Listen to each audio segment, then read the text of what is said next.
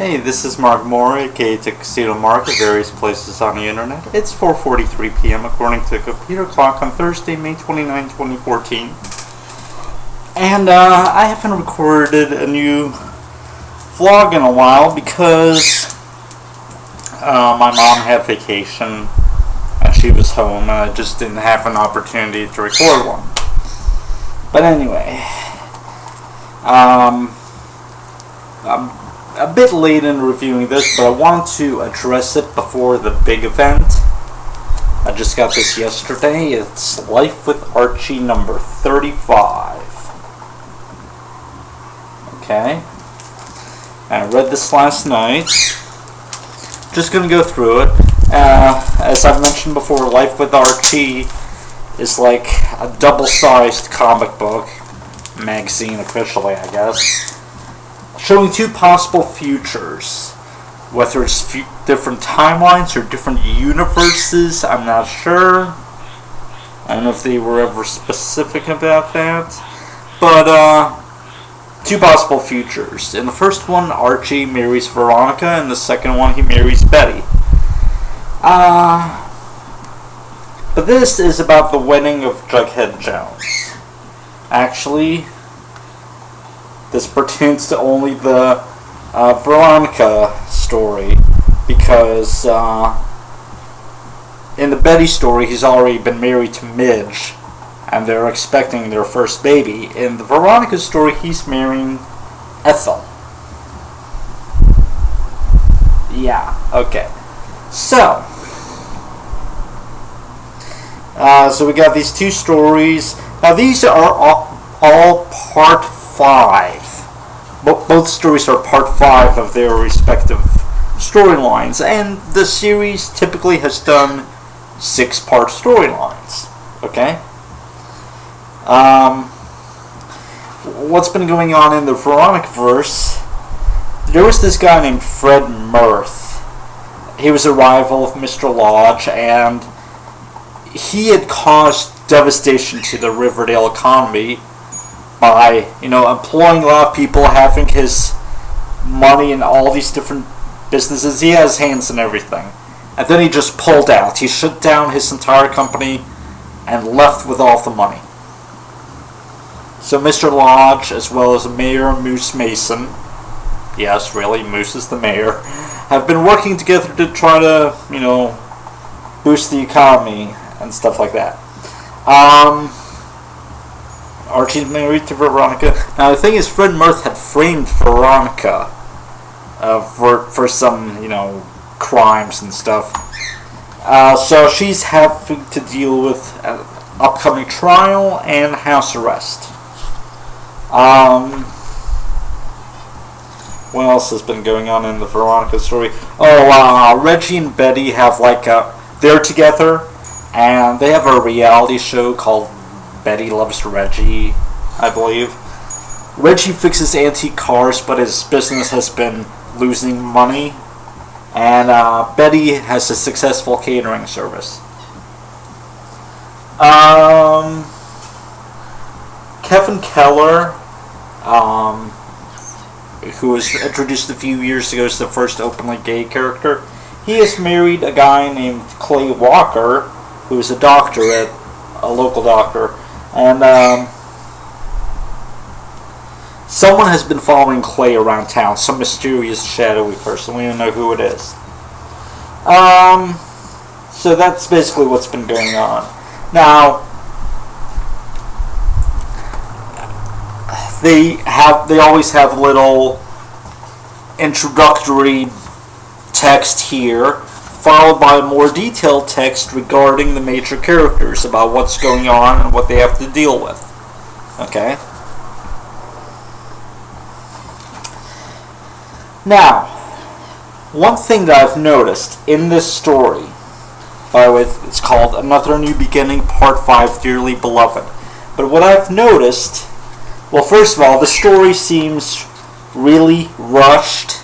Like they want to get most of the loose ends tied up before number 36, and I'll get to why that is later on. But basically, Moose gives a speech with Mr. Lodge and Kevin Keller present about boosting the economy. Archie's getting ready to start a new job. He's talking with this new boss. Meanwhile, Veronica, her problems have been solved off screen. They found evidence that she's innocent. They talk about all that's happening, that what the Justice Department's doing and all this stuff. So Veronica's free. Now, this had been building up to a trial. And it never happens. There's not going to be a trial. And basically, she is found innocent off screen, like between scenes. All of this happens in the first 13 of the 20 pages of the story. If you'll notice, absolutely nothing about the guy following Clay. Nothing regarding Fred Mirth or his assistant Sharon Roper, even though they've got little blurbs here. I guess it's just to let them know let the readers know who they are. Now, for Reggie and Betty, it said, this means businesses are struggling regarding, what Fred Mirth did. What will Reggie and Betty do? Will they have to close their stores, or is there a backup plan? Well, there's a backup plan regarding, like the interest-free loans that Riverdale is going to be offering to businesses and stuff like that. But Reggie and Betty's businesses, or they call them stores, they're not really, but Reggie and Betty's businesses are never mentioned in the story itself. So, what the heck?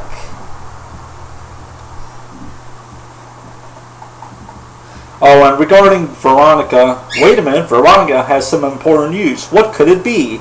Will she get in touch with Archie in time? That's pretty inaccurate, because she did get in touch with Archie while he was on his cell phone paddling in the lake. That's how he was meeting with his boss, and he dropped the cell phone in the lake. That's it. So the only thing that happened was the boss got them back on the dry land, and Archie went back home to meet Veronica.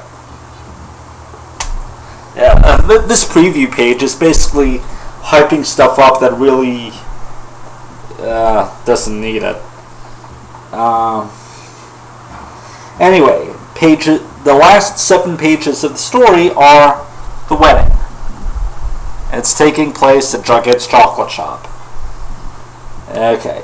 There are a lot of guests here, and I've been trying to pick out who's who.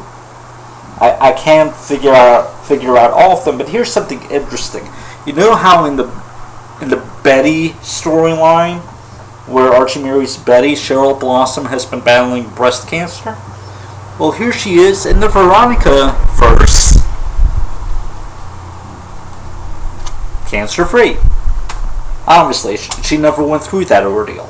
In fact, the last time that we saw Veronica versus Cheryl was when Betty had phoned her in Hollywood, back at issue number 1. Cheryl was working as a waitress at a restaurant while trying to become an actor. Her family had cut her off financially because they didn't support her decision. We never saw her after that. The Betty verse Cheryl had used the same background of going to LA to become a waitress, but yeah, this is the first time that we've seen Veronica versus Cheryl since then.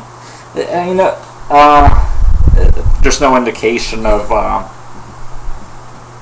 whether she's succeeded or not. I mean, she's having Raj record her at the wedding, but that's really not indicative of much. She could just be showing off with the camera. Or maybe she generally is a local celebrity returned home. Who knows? Anyway, it's interesting. Sabrina Spellman, Sabrina the Teenage Witch, is right here. And she's completely open about it. She's like freaking levitating in a poof of smoke or whatever in front of everyone. mean, I know that the Riverdale gang, like Archie and his close circle of friends, know she's a witch, but she's just showing off at this point. We have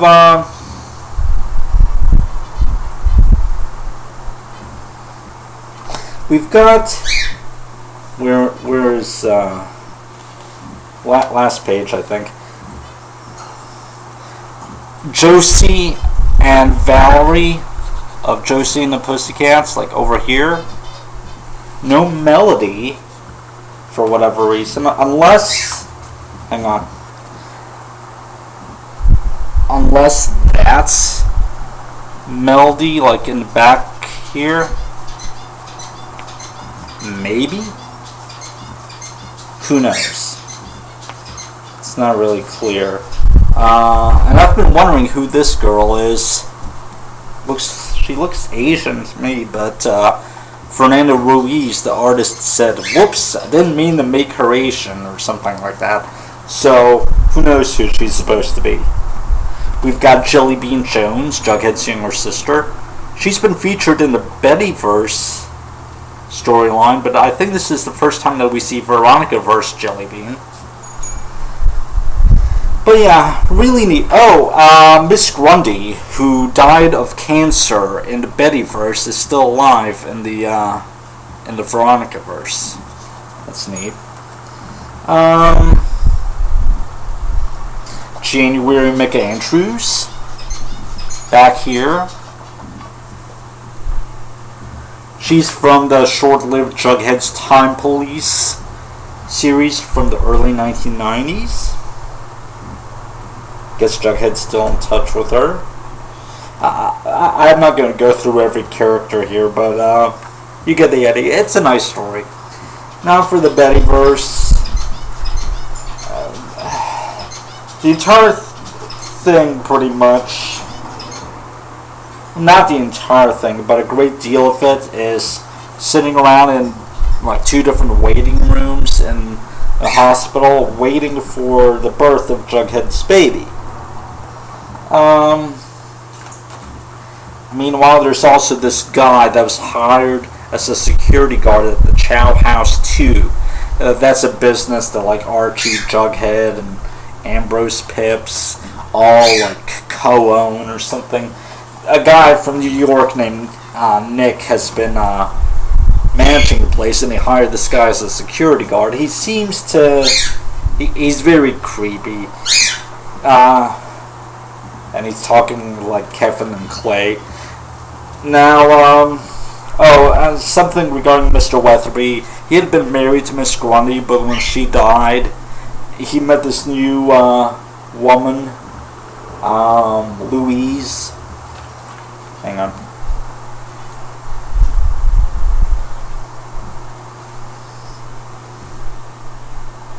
Louise Harkins. Alright, so there's that. They get engaged here, and that's really nice.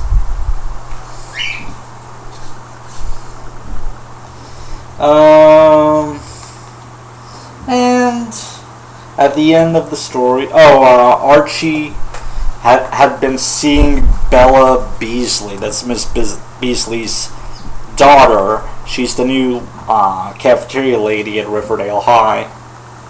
Betty had been neglecting Archie because she had been so focused on her work. She had been made interim assistant principal at Riverdale High. And she was so swamped with work, trying to work her butt off, hoping that she could have the position permanently, even though Mr. Weatherby informs her that was never a possibility. So she feels kind of stupid. But while this had been going on, Archie had been seeing Bella because she had been flirting with him. And, she had kissed him, he had pushed her away, maybe not fast enough. He tells Betty, she's upset, but she's more upset with Bella. And anyway, so they're tying a bunch of stuff up here. I forget which universe. Oh yeah, it was in the Bettyverse. Reggie's like the the temporary editor at his father's newspaper, the Riverdale Gazette, because his father had had a heart attack. Now, I'm not sure if his father had come back to work yet or not, but there's really no indication of Reggie's work here at the moment. At the end of the issue, yay, it's a boy. Shows up on a giant screen in the waiting room. Riverdale's newest citizen, Baby Boy Jones. I seriously hope that's not his real name. Jughead's father calls him Forsyth Pendleton Jones the Fourth, and Jellybean's like, "Dad, why would you want to do that to my nephew?" That's cool. I like Jellybean. She's really funny. Anyway, as you can see here, next, Life with Archie. Usually it gives some indication of what the next story is about. Like, next issue, things get worse, or whatever. But here it just says next, Life with Archie, just as it did at the end of the Veronica first storyline. Here's why. Yeah.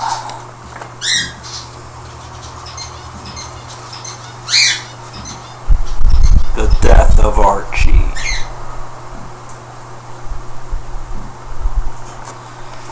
Okay.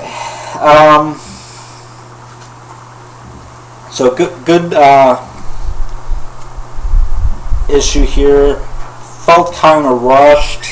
It felt like they were trying to wrap everything up. With Jellybean, again, the little character previews before the story starts. For Jellybean says, with a new niece or nephew on the way, will she be able to help her brother Jughead when he needs her most? This is never brought up in the story. She's just waiting around like the rest of them.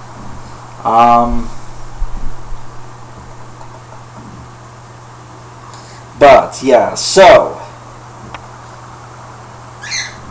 that's it for issue number 35. Good issue.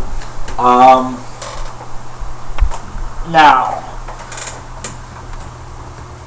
regarding issue number 36, as I had mentioned in a previous video, issue number 36 will be one storyline, and I'm gonna look up really quickly. Like, I'm gonna try to figure out exactly how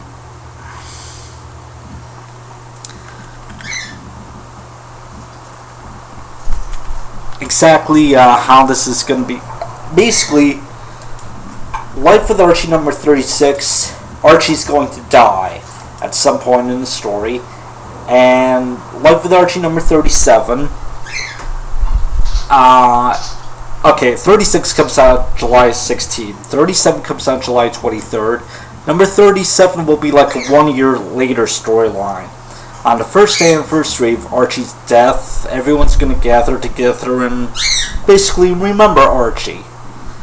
Now, on the same day, they're going to, July 23rd, they're going to release a different version of Life with Archie number 36 that's a double-sized issue that contains the storylines from both number 36 and number 37, so that's going to be a bit confusing.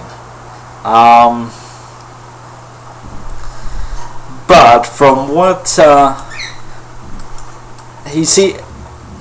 it was said that there was going to be like a double-sized story, but what does that mean exactly? A double-sized issue, a double-sized story, because a regular issue of Life with Archie is 40 pages. So does that mean it would be 80 pages?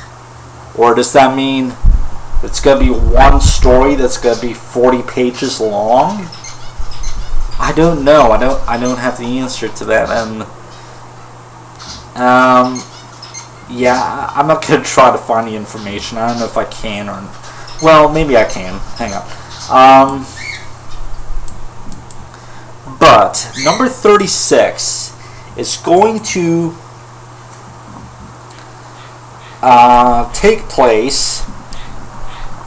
It's going to be one story. It's not going to be a crossover between the universes. It's just going to be one story that happens to take place simultaneously in both the Veronicaverse and the Bettyverse. Yeah, I've never seen a story be done like that before. I don't know how they're going to pull it off. Now, from what I read, they're basically going to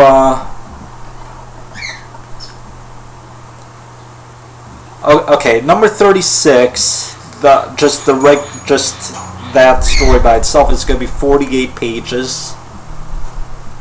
I assume that means a double-length story of 40 pages plus advertising pages. And number 37 is going to be the same. 48 pages, or 40 pages of story. Then you're going to have a 96-page version of Life with Archie number 36 that's going to be both stories together. And then on August 6th, we're going to have a $14.99 112-page Death of Archie graphic novel. 112 pages? How? So that's like 24 more pages than the number 36 and 37 put together, including what I assume are ads. Now, this graphic novel, the 112 pages, is part of that advertising as well? I'm not sure. And there's no information given about it right now. But, yeah, so... Now, I assume issue number 37, which takes place 1 year later, I assume that's going to take place... It's going to be one story taking place in both universes simultaneously as well, but don't quote me on that because I'm not sure. All I know is number 36 is going to be one story that happens to take place in both universes simultaneously. From what I have read, the way that you're going to do this is you're going to focus on only the things that both universes have in common, which are Jughead owns the chocolate shop, and Kevin and Clay are married, and Kevin's a senator, or senator-elect. He's not even been sworn in yet. And there was a shooting at a mall in a nearby town called Southport, where the shooter was targeting gay people. All of that stuff is what both universes have in common. Everything else is completely different, and apparently, from what I read, they're going to ignore everything that's different between the two universes. I am very curious as to how they're going to pull this off. Because it's going to be one story that's going to have to be true to both universes at the same time, without contradicting either, and without specifically placing itself in one or the other universe. So, let's look at what they're going to have to avoid. And how they're going to have to straddle the line here. Archie is married to either Betty or Veronica.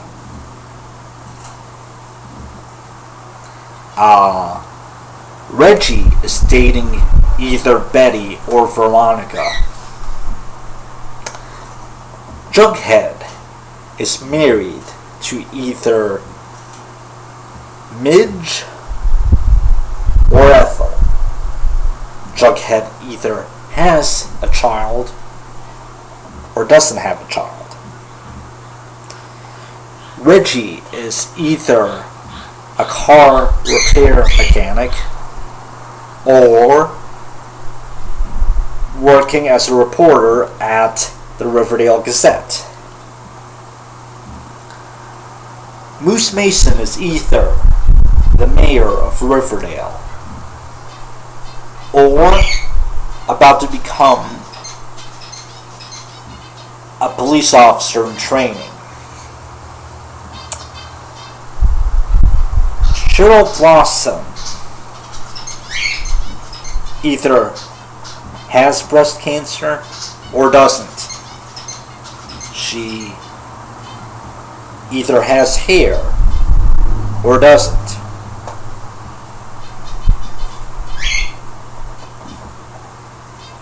Miss Grundy is either dead or alive. Mr. Weatherby is either a widower or not.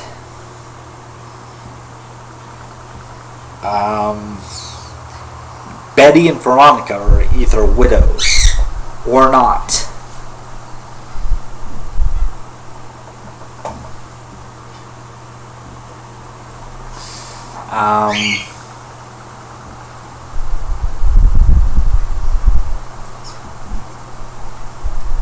Let's see. Archie is either working for this Mr. Brock person, or he's a music teacher at Riverdale High. Betty either owns her own catering service, or she's an English teacher and interim assistant principal at Riverdale High.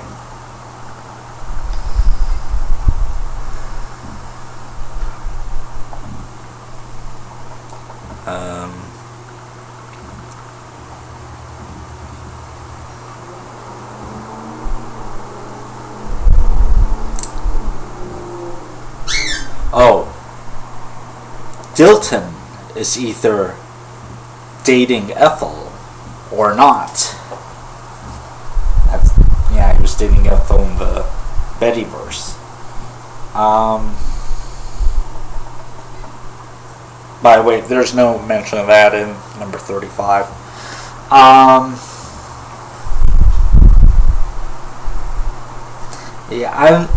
don't know what else.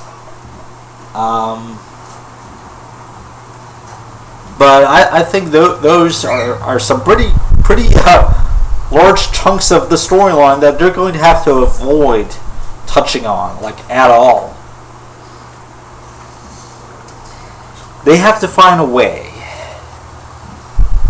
to have a story. It's going to involve the mall shooter, the one targeting gays, which, so from what I heard, from what I read, Archie's going to sacrifice himself to save a friend. I'm guessing Senator-elect Kevin Keller, who's gay, is going to be targeted by this anti-gay shooter, and Archie's going to take the bullet for him. That's my guess. But, all this other stuff can't be touched on. Oh yeah, there's also like some cook or someone that Jughead hired at the chocolate shop. I forget which universe that's in at the moment. He seems to be an anti-gay person too. I'm not sure if it's the same guy that Clay has seen around town. I don't even remember now, to tell you the truth. But it's gonna be interesting to see how the writer manages to pull this off. And you gotta think about it, the artist has to pull this off too. We can never at any point see the fullness of Betty or Veronica's left hands, because we won't be allowed to see whether they have a wedding ring on or not. Yeah.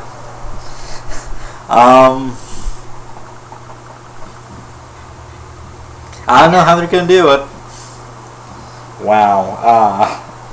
But I have both number 36 and number 37, two different covers each, on pre-order, as well as the combined number 36 and number 37.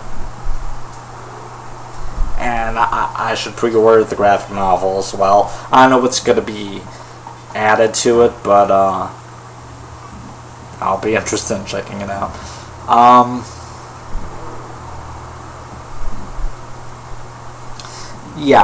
So I will definitely do reviews of this, because I pre-ordered all of this stuff at once. I don't think I'll receive it until the last date of the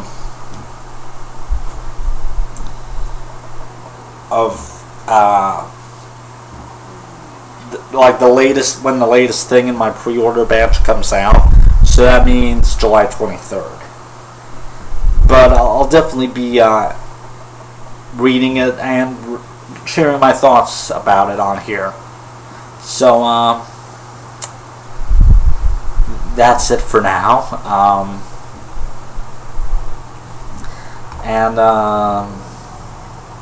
So it's 5:15 p.m. and that's it. Thanks for watching.